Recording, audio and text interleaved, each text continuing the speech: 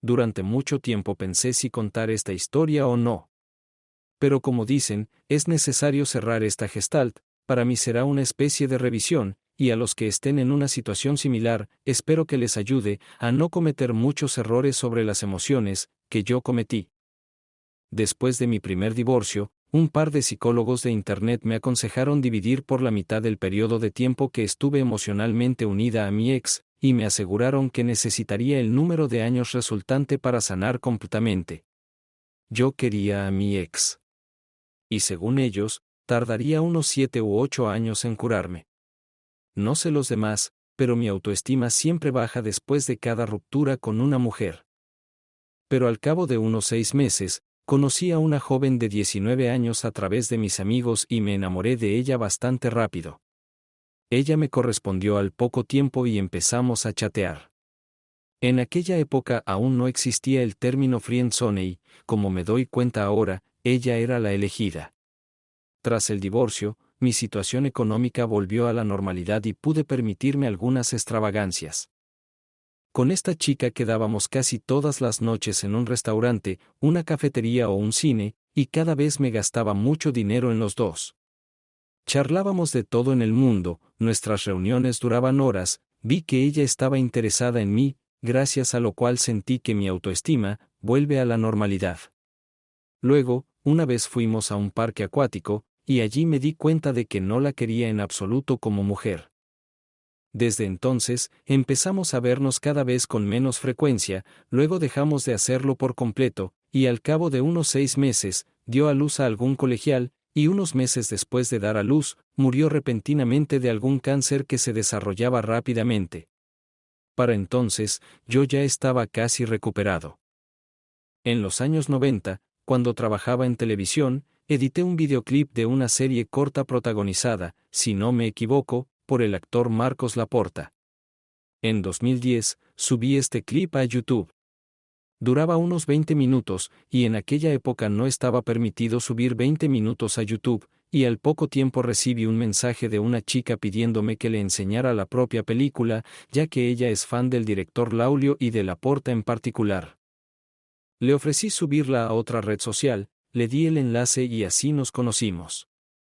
Vivía en Zaragoza, procedía de un pequeño pueblo cercano a Zaragoza, pero desde los 17 años vivía sola sin sus padres en Zaragoza, alquilaba una habitación y trabajaba como encargada en una gran cadena de restaurantes. Por aquel entonces ella tenía 29 años, yo 35. Tenía bastantes amigos y admiradores, pero a juzgar por su perfil de entonces estaba sola. Alrededor de un mes nos comunicamos a cuentagotas, pero para mi desgracia estoy enamorado y en algún momento me enamoré de ella.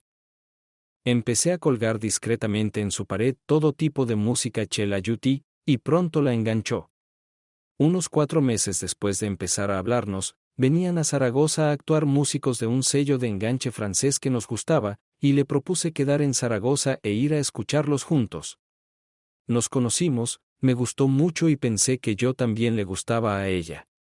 Y cuando nos separamos un día después, ya estábamos pensando en cómo podríamos volver a vernos.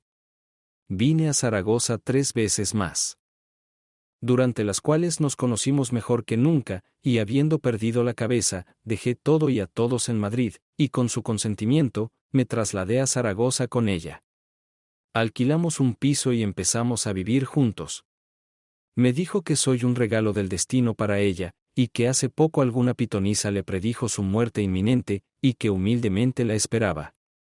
Y aquí estoy. Ella lanzó tales comentarios en todas mis fotos que a veces me avergonzaba delante de mis amigos. Así que me derretí por completo. Cuando la llevé a Croacia, admitió que nunca había estado en el mar ni había viajado en avión. Después de Croacia, fuimos una semana a Odesa, una ciudad de Ucrania. Allí se hizo realidad nuestro sueño, visitar la famosa calle Deribasovskaya. En general, la mimé de todas las formas posibles. Por cierto, en Croacia prácticamente le salvé la vida. Fuimos de excursión, a hacer rafting por un río de montaña en un largo bote de goma. El río prometía no ser peligroso, además de nosotros había una abuela con una nieta de unos 13 años, así que no estábamos preocupados. El guía turístico tenía tanto sobrepeso que no me imagino cómo podría haber salvado a nadie si alguien empezaba a ahogarse. Nos dio trajes de neopreno, cascos, cogió nuestros teléfonos y cámaras y nos envió al río. Al principio el río era tan poco profundo que tuvimos que arrastrar la barca unos 100 metros a pie. La abuela y la nieta iban detrás. Luego parecía flotar. Aunque no soy balsero, me di cuenta de que en los ojales de la barca no había cuerdas a las que agarrarse en los rápidos. Y los rápidos eran cada vez más peligrosos. El guía corría por la orilla y hacía fotos. Y entonces vi un rápido de tal altura, detrás del cual no se veía el río. Y volamos hasta allí. Se me salió el casco. Como no me golpeé la cabeza contra una roca es un misterio. No pude encontrar el fondo, manejé el remolino y salí a la superficie. El barco está a unos 10 metros boca abajo, remos en diferentes direcciones. Sin compañero. Me dio un susto de muerte. Después de bucear varias veces, la encontré y la saqué a la superficie. Había tragado agua, pero estaba bien. Di la vuelta a la embarcación, subí a mi amiga y entonces me acordé de mi abuela y mi nieta y me asusté aún más. Me puse en el lado de los rápidos, y las vi delante de los rápidos, un poco apartadas en la planta, milagrosamente no se habían tirado a los rápidos, y estaban arrastrando la barca por el banco para sortearlos. En general, les ayudé a sortear el rápido, además el río estaba tranquilo, y en 100 metros se acabó la excursión. Y el guía pisaba nervioso la orilla, habiéndose olvidado de los fotógrafos, y nos gritaba algo en croata. Me pregunto si es aquí donde mi amigo debía morir, como predijo la adivina, quién sabe. Por desgracia, no encontraba trabajo en mi especialidad, así que cada mes me iba 3 días a Madrid para ganar dinero y visitar a mis padres. Estaban divorciados desde hacía mucho tiempo. Pero dio la casualidad de que tenían que vivir en el mismo piso. Mi padre estaba prácticamente paralizado tras un derrame cerebral, y mi madre tenía que cuidar de él a su antojo. Mi padre me dejó claro ya de niño que yo resultaba ser una aventura de borracho, y que solo interfería en su vida. A mi madre también le interesaba solo como fuente de dinero, así que nunca tuvimos una familia como tal. El dinero que ganaba en Madrid era suficiente para un mes sin problemas, incluyendo restaurantes y cines baratos, 2 o 3 veces por semana, y regalos para mi novia. Pero no podía quedarme de brazos cruzados y necesitaba un trabajo en Zaragoza. Conseguí un trabajo en una empresa de televisión por la ridícula cantidad de 25.000, a pesar de que pagábamos 23.000 por un piso. Un par de meses después, una de las películas en las que trabajaba ganó el primer premio en un festival internacional de documentales, y me despidieron ceremonialmente. Con mi novia seguimos viajando a Tailandia, Camboya, Israel y Egipto. Estábamos en el séptimo cielo, literalmente colgados el uno del otro. Parecía que iba a durar para siempre. Y de repente se ofreció a tener un bebé. Esto a pesar del hecho de que ella estaba en grupos child-free en las redes sociales, y una vez incluso dijo que odiaba a los niños. Me lo pensé mucho. Por un lado, no quería tener hijos porque los dos estábamos demasiado bien juntos y había dificultades para encontrar trabajo. Y por otro lado, pensaba que si teníamos un hijo, sería porque estábamos en la cima de nuestra relación, el niño nacería enamorado y con muchas emociones positivas entre los padres. Y por edad, era el momento para nosotros, si queríamos coger su edad adulta en su sano juicio, y bastante capaz. Así que estuve de acuerdo. Durante 6 meses, no funcionó por alguna razón. Hasta que leí sobre la evolución en la Wikipedia, me resultó extraño que una chica con estudios universitarios no pudiera calcular cuando ovulaba. Calculé cómo estaba escrito y acertamos a la primera. Cuando su barriga se hizo visible, le propuse matrimonio. Le dije que no prometía montañas de oro, pero que siempre la querría mientras estuviera conmigo, y que la fidelidad no era un problema para mí. Me dijo que sí. Y entonces empecé a tener dificultades con el trabajo en Madrid. Ir a Zaragoza no me ayudaba, porque allí también empezaba a escasear el trabajo. El dinero empezó a desaparecer rápidamente. Conseguí un trabajo en Zaragoza como cargador. Pero el sueldo no era nada. Entonces nació mi hijo, y un mes después murió mi padre. Mi madre y yo privatizamos el piso de Madrid.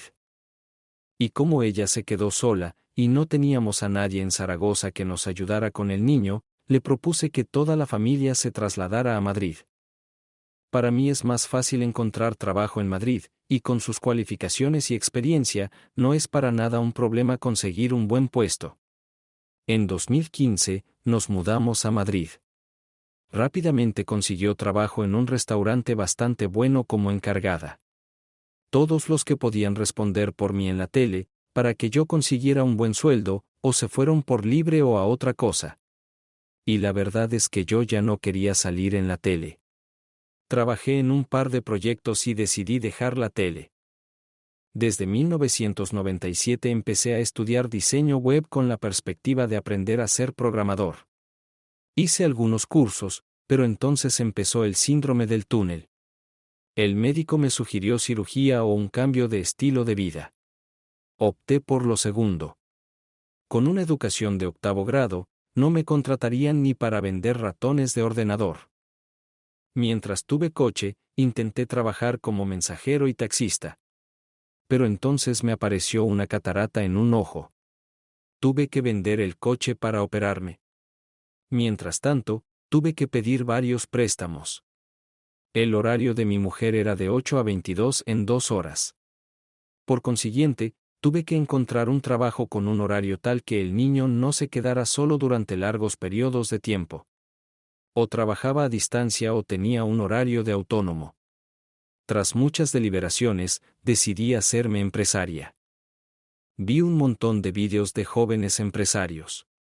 Fui a un par de sus sesiones de formación. He visto los problemas de los empresarios en los años 90, mi tío se dedicaba a la producción de películas de polietileno y diversas arandajas de plástico, pero fue aplastado por inspecciones de diversos organismos. Un joven empresario murió apuñalado en el ascensor de mi barrio. Los gánsteres locales me descubrieron rápidamente cuando me uní a una pirámide de venta de complementos alimenticios y les ofrecí cooperar con ellos, les daría $200 al mes y ellos me protegerían de otros gánsteres.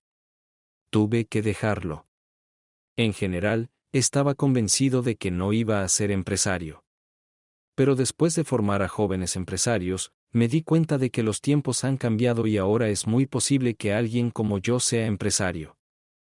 Pasé un año dando tumbos y sufriendo pérdidas, y a finales de 2018 abrí una cafetería, de la que empecé a obtener beneficios estables. Pero volvamos a 2016. Después de la mudanza, por supuesto, fue un poco difícil financieramente, pero nunca pasamos hambre, todos estaban vestidos y calzados. Mi hijo fue a la guardería, asistió a 3 clubes adicionales. Sí, no había restaurantes, cines semanales, pero las dificultades eran temporales, solo tenían que sobrevivir, apoyándose unos a otros. Hasta finales de 2016, mi mujer seguía mostrando interés por mí. Solía quedar con ella por las tardes en coche cerca del metro y la llevaba a casa. Pero una noche, me llamó y me dijo que no necesitaba quedar conmigo, que un colega la dejaría de camino. Teniendo en cuenta que su restaurante estaba en la otra punta de Madrid y nuestro piso en las afueras, fue bastante extraño el camino.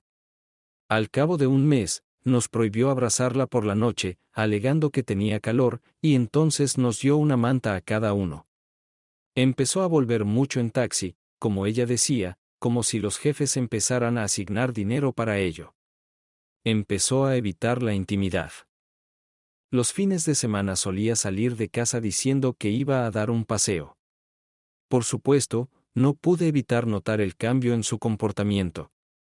Pero el caso es que mi padre era un esquizofrénico leve documentado. Mi madre me contó que era tremendamente celoso y que montaba escándalos sin motivo alguno. Así que empecé a convencerme de que era hereditario. Como yo nunca había engañado a nadie, nunca pensé que alguien me engañaría a mí. Mi mujer, cuando se lo propuse, me dijo que solo si estábamos juntos hasta el final.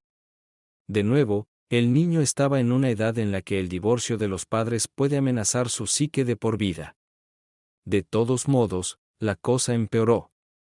Rompió la pantalla del teléfono varias veces, lo reparó un par de veces y luego se compró uno nuevo. No tendría suficiente dinero y no pidió un préstamo. Luego otro teléfono.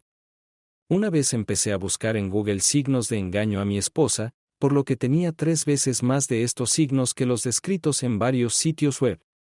Yo cuando empecé a emprender, le ofrecí varias veces juntos abrir una cafetería. Ella tiene experiencia en hostelería considerable. Ella se negó cada vez, como si ella no estaba interesada en hacer negocios, ella estaba bien pagado en su trabajo. Con el tiempo, casi dejamos de comunicarnos, dormimos en habitaciones diferentes durante 2 años. Y en junio de 2019, me di cuenta de que no podíamos seguir así. En mayo, como de costumbre, enviamos a nuestro hijo con sus padres, en las afueras de Zaragoza, para todo el verano. Ella, dijo, cogió vacaciones y se fue allí también.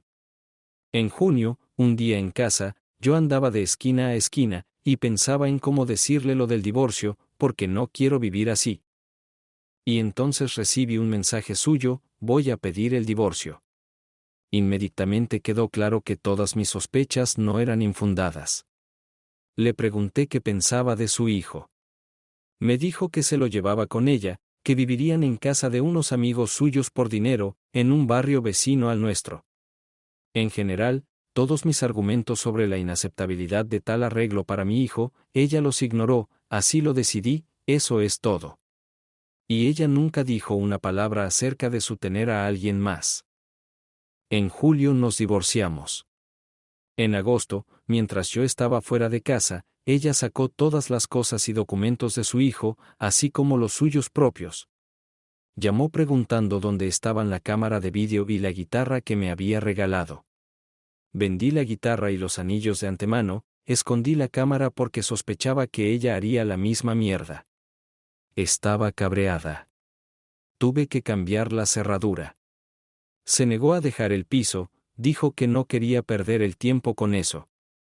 Y en los tribunales, este procedimiento puede llevar años. Por cierto, después de que ella me escribiera sobre el divorcio, dejé de llamar a mi hijo, aunque antes me llamaba casi todos los días. Y no he conseguido hablar con él hasta el final. El teléfono fue tomada por la madre esposa, y dijo que estaba viendo dibujos animados, o en la casa de campo con su abuelo y así sucesivamente. Me enteré por mi ex mujer cuando trajo a su hijo a Madrid. Intenté encontrarme con él al día siguiente cuando paseaban por el parque. Ella no quiso decir dónde estaban durante mucho tiempo, media hora. Corrí por el parque, lo encontré, me acerqué a mi hijo y estaba como asustado de mí. Le pregunté qué había pasado. Me dice que su mamá le dijo que nos divorciamos porque yo la lastimaba todo el tiempo, la insultaba, la trataba mal, y que en realidad yo no soy su papá, sino que su papá es un nuevo pretendiente. Decir que me sorprendió es no decir nada. Y no sé cómo explicarle a mi hijo que es mentira. De todas formas, le dije que le sigo queriendo, y que nos volveremos a ver, que no me he ido para siempre. Y le escribí que era una podrida y una jodida mentirosa, y que me alegraba de haberme librado de ella, a lo que ella me bloqueó en todos los sitios que pudo, así que no hubo manera de hablar con mi hijo. En septiembre, mi hijo tenía que ir al primer curso del colegio de al lado de mi casa.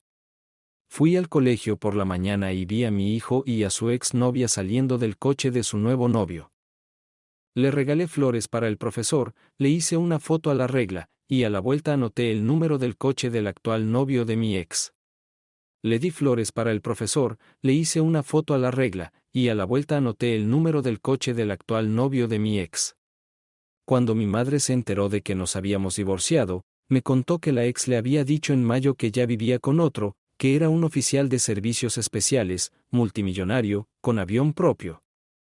Me dijo en repetidas ocasiones que la gente la piropea todos los días, le regala flores y le pide matrimonio, pero que ella los ignora a todos. Así que, según el número de matrícula, resultó que no era un miembro de los servicios secretos, sino un traficante de pedofilia, un proveedor de comida para su restaurante. Vive en un piso de 2 habitaciones en las afueras de Madrid con sus padres y su coche es un Mercedes de 20 años. En la tutela de su barrio, escribí una declaración diciendo que la ex no se pone en contacto conmigo, no me deja comunicarme con el niño, violando sus derechos y los míos. Mientras que la tutela reaccionó, ordenó un duplicado del certificado de nacimiento de mi hijo, el ex se llevó todos sus documentos. Y como el hijo nació en San Petersburgo, tuve que esperar un mes. Durante el mes, recibí una carta del portal de servicios estatales que el hijo fue trasladado a la escuela y policlínica en el lugar de residencia actual de la ex. Aproximadamente un mes después, la ex se puso en contacto, al parecer la tutela le afectó. Me dijo, no te he prohibido nada, puedes quedar conmigo todos los días, pero tienes que avisarme con antelación. En aquel momento, tenía un día libre el lunes. Mi ex lo sabía y apuntó a mi hijo a Sambo después del colegio los lunes y los viernes. Como resultado, teníamos 3 horas para vernos, recogía a mi hijo después del Sambo, lo llevaba a casa, 10 minutos en coche, y a las 20:30 lo llevaba con mi ex. La primera vez que nos vimos, le dije a mi hijo las cosas como eran, que su madre le había mentido sobre mí, que nunca le había hecho daño, que ni siquiera le había levantado la voz durante toda nuestra vida juntos, que yo era su padre, no el nuevo amigo de su madre. Que ella llevaba mucho tiempo con él, etcétera, etcétera. Y me contó un montón de cosas, que su madre le confesó que cuando aún vivíamos juntos, cuando ya había empezado a salir con otra persona, empezó a no dormir en casa a menudo, entre turno y turno. Nos explicó a mi hijo y a mí que le resultaba más fácil pasar la noche en un restaurante que conducir lejos, dormir poco y volver a trabajar temprano. Entonces ella le confesó que había pasado la noche en casa de su actual compañero de piso. Que mi hijo no supo hasta el último momento que estábamos divorciados, y que cuando se lo llevaba de sus padres a Madrid al final del verano, le llevó desde la estación de tren hasta el piso con su compañero de piso. Donde le puso delante que ahora vivirás y estudiarás aquí, aquí está tu padre, y olvídate de papá y de la abuela, no los volverás a ver. Era un niño muy inteligente para su edad, por cierto. Ya en el parvulario sabía leer y escribir, componía y daba todo tipo de notas con sus compañeros, y allí casi nadie sabía ni leer. Y mi hijo decía que si se hubiera enterado inmediatamente de que nos divorciábamos y separábamos, se habría quedado sin duda conmigo y con su abuela. En mi piso, tiene su propia habitación aislada y grande, la más grande de todas. El compañero de piso de mi ex no tiene ninguna. Los 3 duermen en una habitación, mientras que su madre vive en la segunda y su padre, paralítico, en la tercera. La madre no siempre tiene tiempo de llevar o recoger a su hijo del colegio. El compañero de piso tiene la estúpida costumbre de darle patadas en el culo a modo de broma. Le propuse a mi hijo que hablara con su madre, que le dijera que quería vivir conmigo. Ella se negó, por supuesto. Y empezó después de cada uno de nuestros encuentros con mi hijo, a reprenderle diciéndole que nuestros encuentros le hacían mal efecto, y que dejara de llamarme papá. Volví a la tutela en el lugar de residencia de mi hijo y les conté todo. Recordé que hace poco leí en alguna parte que un hombre tenía una situación parecida, solo que él tenía una hija. En el divorcio no se determinó el lugar de residencia de la hija. El hombre pilló un momento en que la madre de la ex estaba fuera con su hija, se acercó en su coche, cogió a su hija y se fue. La policía fue a primera hora a su casa y él no se escondió. La hija dijo que quería vivir con él y la policía y el ex se fueron. Eso fue lo que le dije a la oficina de tutela, que si yo hacía lo mismo. Dijeron que la ley estaría de mi lado en ese caso. A finales de año, me enteré por mi hijo de que el ex y su compañera de piso se habían casado. Pensé que iba a dejar que se quedara con él, pero decidió vengarse de mí y solicité al juzgado que la expulsaran. A principios de 2020 me llevé a mi hijo un par de días. La noche del segundo día se negó rotundamente a salir del piso y dijo que no quería volver con su madre. Le expliqué que yo también quería que viviera conmigo. Pero entonces su madre y yo empezaríamos una guerra, y le conté detalladamente cómo iría a más, los tribunales, el comportamiento inadecuado de la ex, etc. Se mantuvo firme y no le llevé a ninguna parte. Por la noche, el ex llamó y preguntó dónde estaba el hijo. Le dije que estaba tosiendo, que se pondría mejor aquí, y que luego lo traería de vuelta. Pensé que ganaría tiempo. Me dijo que vendría a recogerlo y que ella misma lo atendería. Le dije que no y la bloqueé en todas partes. Le dije a mi hijo que aguantara, que iba a empezar. Media hora más tarde, se oyeron golpes en la puerta y la ex empezó a gritarme que me devolviera a mi hijo. Salí al andén, le dije que el hijo no quiere vivir con ella, y se lo dijo más de una vez. La veo con barriga, embarazada. Y empezó a saltar sobre mí con esa barriga. Solo unos meses después me di cuenta de que era una provocación por su parte. Si hubiera temido por su barriga, su novio actual probablemente se habría ido con ella, pero él se sentó en el coche mientras ella estaba histérica y saltaba sobre mí y sobre la puerta. Llamé a la policía. Cuando llegaron, ella se interpuso entre ellos y la puerta. Les pedí que la alejaran de la puerta e invité a uno de los policías a entrar en el piso. Le expliqué que no se había determinado judicialmente con quién debía vivir mi hijo y le sugerí que le preguntara él mismo con quién quería estar. El hijo dijo que conmigo, y la policía y la ex se marcharon. Al día siguiente, escribí una solicitud a la escuela para que me dieran los documentos de mi hijo y trasladarlo de nuevo a una escuela cercana a mi casa. Pero el profesor de la clase se negó a firmar la solicitud sin mi ex, que vino y escribió una prohibición de entrega de sus documentos y de traslado a cualquier parte, y la escuela dijo, ¡ay! Esa misma semana, me llamaron de la policía del barrio de mi ex, que me denunció por retener a mi hijo por la fuerza e impedirle comunicarse con él. Escribí una nota explicativa. El policía me deseó fuerza para luchar con una mujer inadecuada que incluso se contradice en su declaración, y me dejó marchar en paz. Más tarde, una inspectora de asuntos de menores vino a nuestra casa y me dijo que mi ex había presentado una denuncia contra mí por violar los derechos de mi hijo al no llevarlo a la escuela. Después de escucharme a mí y a mi hijo, me aconsejó que pidiera al pediatra un certificado de que mi hijo está enfermo y por eso no va al colegio, para que no me sancionara. Y no quiere arruinarme la vida por esta inadecuación, para no reaccionar ante una infracción evidente. Entonces vino a visitarnos la tutela local, examinaron las condiciones de vida de mi hijo, invitaron a un psiquiatra a hablar con él, mi hijo le dijo que quería vivir aquí, debería haber hecho una grabación en vídeo, pero no pensé en ello. Pedí ayuda a la tutela para el colegio pero me dijeron que no estaba en sus manos y se fueron. Luego recibí 3 escritos de demanda de mi ex, sobre el lugar de residencia de mi hijo, el orden de mis encuentros con él y la manutención. He mirado otra solicitud y hay un artículo del Código Penal sobre calumnias en pleno desarrollo, me acusa de ser drogadicto y a mi madre de ser testigo de Jehová. Me inscribí para recibir actualizaciones sobre estos casos en la página web del Juzgado de Madrid. Y al cabo de un par de semanas, me entero de que los pleitos de noviazgo y manutención se devuelven ex. Porque hasta que no se determine la residencia del niño, es pronto para hablar de régimen de visitas y manutención. Se acerca el cumpleaños de mi hijo.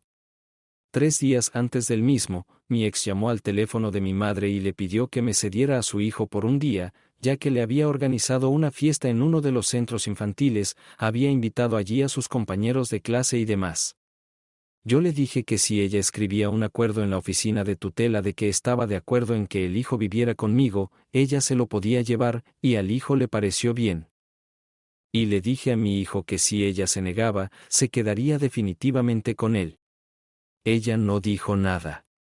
Estaba claro que no iba a devolvérmelo, y que no era más que otro truco. La víspera del cumpleaños de mi hijo, yo estaba en el trabajo. Hacia la noche, mi madre me llamó y, entrecortada, me dijo que acababan de intentar secuestrar a mi hijo en la calle, pero que el intento había fracasado. Se habían encerrado en el piso, alguien estaba forzando la entrada, vete a casa rápido. Llamé a la policía y corrí a casa. En casa me enteré de lo siguiente, mi hijo y su abuela habían salido a dar un paseo. En cuanto salieron de la entrada y caminaron unos 20 metros, el exmarido salió del coche junto a ellos, agarró al hijo por la bufanda, el hijo se asustó, gritó e intentó escapar, pero el exmarido era alto y fuerte. Lo metió en el coche a empujones en el asiento trasero donde estaba sentada la ex. Ella intentó retenerlo, empezó a decirle al hijo que todo era por su bien, que no volvería a verme ni a mí ni a su abuela, e intentó bloquear la puerta por su lado. Pero no a tiempo, mi hijo consiguió zafarse del coche y salió corriendo hacia la entrada. Os recuerdo que el niño tiene 7 años. El marido de la ex, cuando metió a su hijo en el coche, obligó a mi madre a subir al piso con amenazas y entrando con ella, le exigió que le diera las cosas de su hijo, una mochila del colegio, una mochila con unas zapatillas y un reloj de pulsera, un smartphone que había comprado la ex. Cuando bajó, mi hijo de entonces, tras escapar de su madre, subió en el ascensor con uno de los vecinos del piso de arriba. Luego se bajó en su piso donde mi madre se encontró con él y se encerraron en casa. El marido de la ex volvió al piso unos 5 minutos después y empezó a aporrear la puerta, nuestro timbre estaba apagado, y a gritarles que abrieran la puerta. Mi madre me llamó en ese momento. La policía que llegó al lugar no atrapó a los agresores, y mi madre no abrió la puerta porque estaba muy asustada, y se marcharon. Entonces llegué yo, escribí todo lo que había pasado a partir de las palabras de mi madre y de mi hijo y yo redactamos una declaración en comisaría. Llamé al sistema de videovigilancia de la ciudad y reservé la grabación de la entrada, pero nosotros, por desgracia, no teníamos cámara en el patio, y el momento, exactamente el ataque en la entrada, no fue captado. Reservado por un mes, se puede extender la llamada, pero lo dan solo a la policía de distrito o un abogado en un caso abierto. O si hay agentes conocidos en la zona, pueden tomar la grabación directamente de las cámaras, pero no más tarde de unos días. Algo así como, en una semana, quién sabe exactamente, corrígeme. En febrero, mi ex dio a luz a un nuevo bebé. Y realmente quería felicitarla por el hecho de que ahora está documentada. Joder, febrero, menos 9 meses, es igual a junio, y nuestro certificado de divorcio tiene fecha de agosto. Y seguro que fue así, cuando conoció a su actual, es más joven no solo que yo sino incluso que ella y tiene más dinero que yo, decidió liarse con él. 2 años se retorció el cerebro, como resultó con éxito, pero para atar tal solo podía niño, ella es mayor que él, y el cualquier fotomodelo joven disponible. Si ella no dio a luz a un niño de él, entonces, ¿qué diablos la necesita así? Y los primeros embarazos de la primera fueron muy difíciles y dolorosos, con complicaciones en el hígado y los médicos le recomendaron no dar a luz más, y ella misma me dijo más tarde que no más hijos. Así que se la jugó, decidiendo tener un segundo embarazo. ¿Te imaginas lo cegada que puede estar una persona ante su propósito? Y lo poco que le importaban las posibles complicaciones para el bebé. De todas formas, en cuanto en junio dio positivo en el test, enseguida me escribió sobre el divorcio, así que resulta que los hijos para ella son medios para conseguir sus objetivos mercantiles. Ella, creo, porque no firmó la salida de mi piso, aunque aquí ni siquiera el registro juega un papel. Al fin y al cabo, si el hijo en el juzgado se va con ella, solo queda sacarme a mí y a mi madre, y el piso, a través de la tutela es completamente suyo.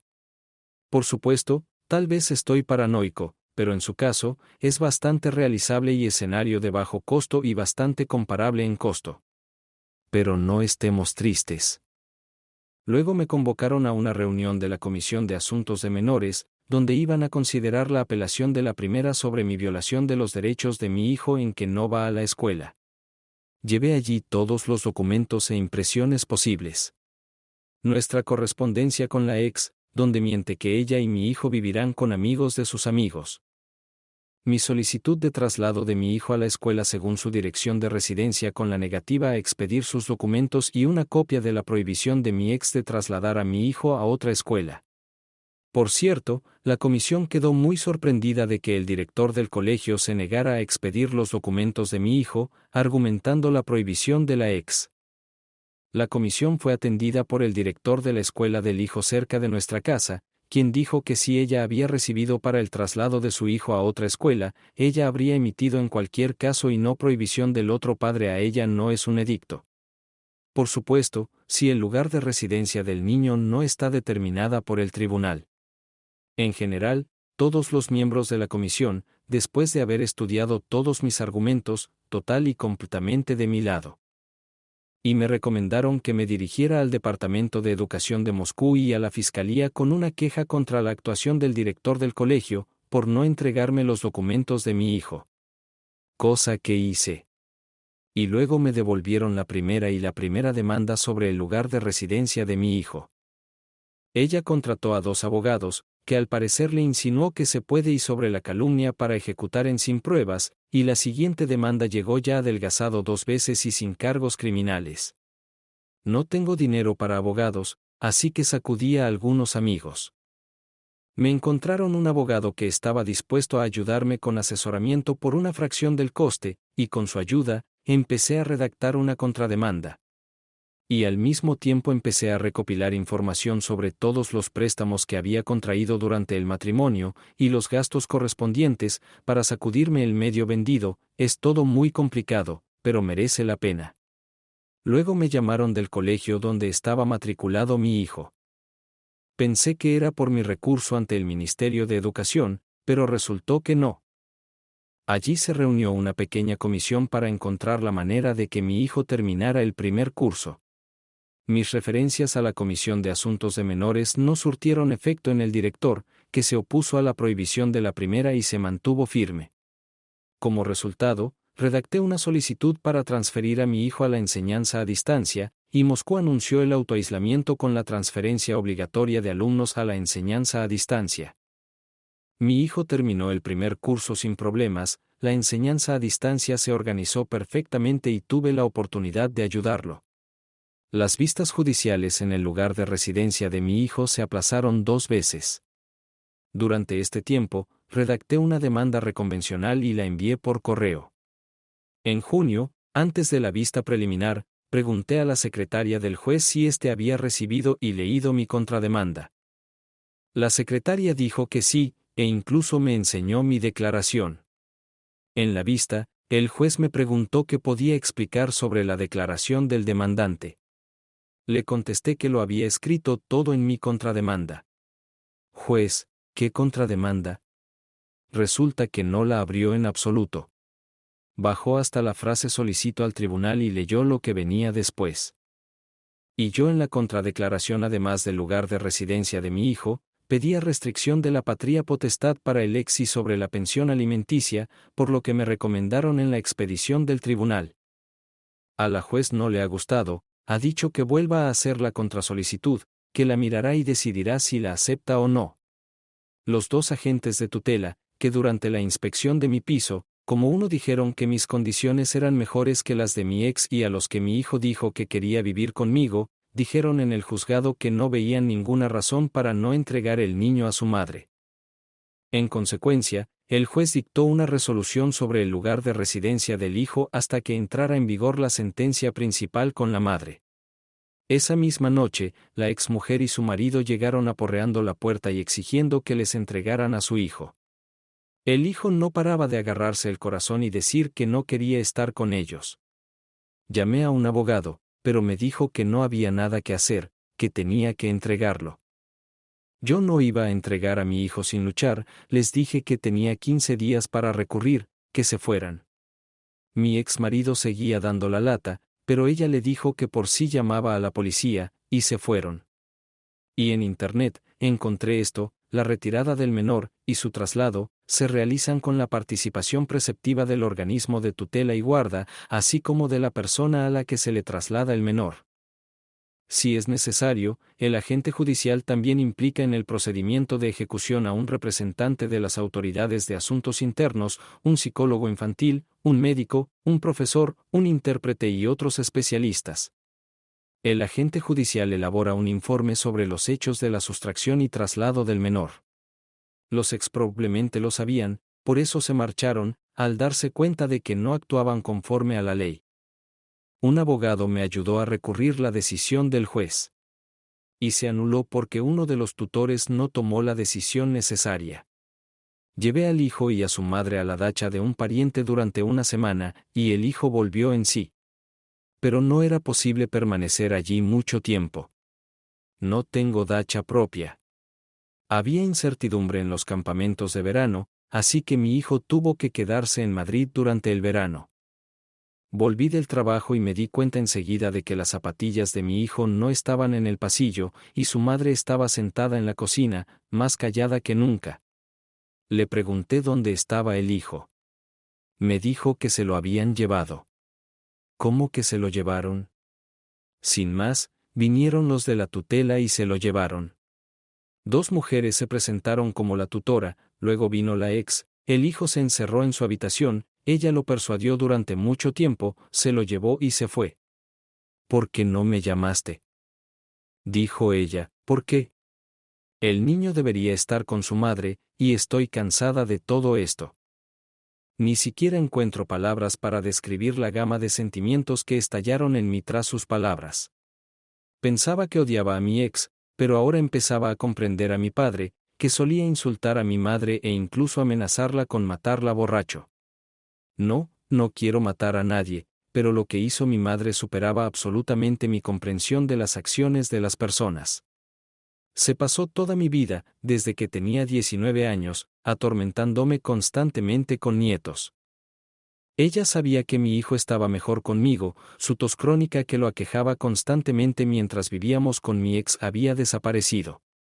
Se puso muy contento, delante de su madre, no paraba de hacer berrinches. Literalmente, todos los días le oía huir de su madre, con un rugido salvaje hacia mí, o hacia la habitación de su abuela. Una vez incluso llegó a tartamudear, pero luego se le pasó. Sabía que no quería vivir con su madre. Ella misma estaba resentida por el intento de su ex de secuestrar a su hijo. Y luego simplemente lo entregó. Eso me dijo mi hijo por teléfono al día siguiente, la abuela me tendió una trampa, la traidora. Así que cogí el teléfono de mi hijo y corrí hacia allí. Por supuesto, nadie abrió la puerta. Llamé a la policía.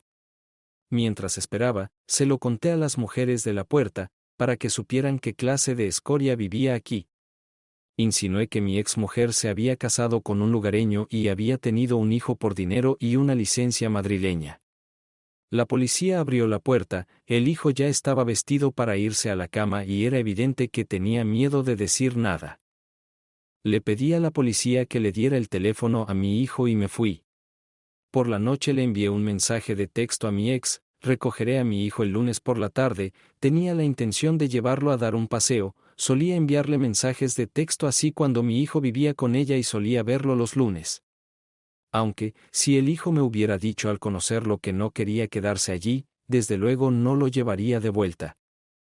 Al día siguiente, mi hijo me dijo por teléfono que no, cuando le pregunté si quería quedarse allí. Le dije que le vería el lunes por la noche, que no dijera a nadie la contraseña de su teléfono y que lo llevara siempre consigo a todas partes. Desde el lunes no ha acudido, aunque según la geolocalización el teléfono estaba allí, por lo que el hijo no estaba en el piso de la ex. Y cogía el teléfono, pero no decía nada, simplemente se apagaba a los 5 segundos. Presenté una solicitud a la policía para buscar a mi hijo, pero olvidé coger un cupón para recibir la solicitud, que es importante. También presenté una solicitud a la tutela de vecindad del ex para eliminar los obstáculos a la comunicación con el niño. Al día siguiente, llamé al inspector de asuntos de menores del distrito donde vivía la ex. La inspectora se puso en contacto con la ex y ésta le dijo que su hijo no quería hablar conmigo. Así que se está vengando de mí, utilizando abiertamente a mi hijo, y no le importa que esté sufriendo. Ni las autoridades tutelares ni el Departamento de Asuntos de Menores confirmaron que estuvieran presentes cuando se llevaron a mi ex hijo de mi piso, pues resulta que los servicios sociales no trabajan los fines de semana. Y quien se divorció de mi madre, seguía siendo un misterio. Antes de la siguiente vista, mi ex, a través de un abogado, me devolvió el teléfono que había comprado para mi hijo. En el juicio, trato de explicar al juez que no me permiten comunicarme con mi hijo, mostró la facturación de las llamadas a mi hijo, le compró un teléfono anterior, y en el suyo, donde la duración muestra que no había ninguna conversación como tal, solo hay un contestador automático con un reinicio. Había grabaciones de las llamadas. El juez pregunta a la ex si eso es cierto. Ella murmura algo, el juez marcó el número de la ex y del hijo desde un teléfono local y había un contestador automático. En general, pedí a mi ex que organizara una sesión de comunicación entre mi hijo y el psicólogo y que presentara un informe en la siguiente reunión. Personalmente, del informe me quedó claro de inmediato que el hijo se sentía intimidado, porque no podía llamarme por mi nombre de pila y patronímico. En nombre del hijo estaba escrito que se aburría y no se interesaba por mí, a diferencia de su madre. Que no íbamos a ninguna parte con él. Mi recordatorio sobre el autoaislamiento, el juez no lo escuchó. Estaba claro que el psicólogo era un psicólogo de bolsillo. Pero para una experiencia psicológica en toda regla, yo, por desgracia, no tengo dinero, alrededor de 30,000. Y es poco probable que hubiera sido muy diferente, porque mi hijo estaba bajo una enorme presión. El testimonio de los miembros de la comisión, que fue a principios de año, no dio nada, solo dijeron que no recuerda esta reunión, y en general, hay muchos de ustedes, y estamos solos. El juez programó la última reunión. Me las arreglé para atrapar a mi hijo después de la escuela un día, él estaba caminando una especie de poner a cabo mirando constantemente bajo sus pies. Su ex caminaba a su lado, reprendiéndole constantemente. Le llamé, me vio, miró a la ex con miedo, como si esperara a ver si ella lo permitía o no. Le gritó que tenía que ir a clase, pero le dejó ir. Charlamos durante 5 minutos, y me dijo que le regañaban por cualquier mención mía y demás. Le dejé mi número de teléfono, dándome cuenta de que de todas formas no llamaría, no le dejarían. En la vista volví a recordarle al juez que no me dejaban comunicarme con mi hijo. El ex me dijo que le había visto. El juez determina el lugar de residencia de mi hijo con mi ex. Es decir, ni el deseo de mi hijo de vivir conmigo, ni el hecho de que yo tenga mejores condiciones, ni las 3 veces que demostré las mentiras de mi ex, de los servicios sociales y del juzgado, convencieron al juez. Aunque creo que cuando está en juego el capital de maternidad de 2 niños y la perspectiva de exprimir el piso a través de la tutela, dar un zarpazo a la tutela y al juez no lo es tanto. Como decía un famoso personaje de una película, eso no es todo. Desde principios de 2020, como la guerra con mi ex, más la pandemia, los ingresos de mi cafetería han bajado drásticamente. Los atrasos en los préstamos subieron, y yo había acumulado 7 de ellos durante mi matrimonio. Más deudas por vivienda y servicios, más deudas por deducciones de seguros e impuestos. En general, como en aquel chiste, ni de coña me presenté a Pan, es decir, ni de coña conocí a una tía por internet. Sin familia, sin mujer, sin trabajo, sin hijo, menos 1,5 millones, por delante de los tribunales con los bancos, muy probablemente la quiebra. Todo esto, por supuesto, comenzó a causar problemas de salud. Pero los amigos, el trabajo y las aficiones son muy útiles en estas situaciones. Me duele pensar lo que es para mi hijo. Una cosa me impide volverme loca. Recuerdo que mi hijo me dijo, no te enfades, papá, aunque me entreguen a ella, tendremos paciencia durante 3 años, y a los 10 seguiré volviendo contigo. Y 10 años es la edad en la que basta con que el niño diga en el juzgado con quién quiere vivir. Y él y yo nos pusimos de acuerdo, y me prometió que viviría conmigo, y eso sería la peor venganza para mi ex. Pero no pasa nada, esperaré, merece la pena.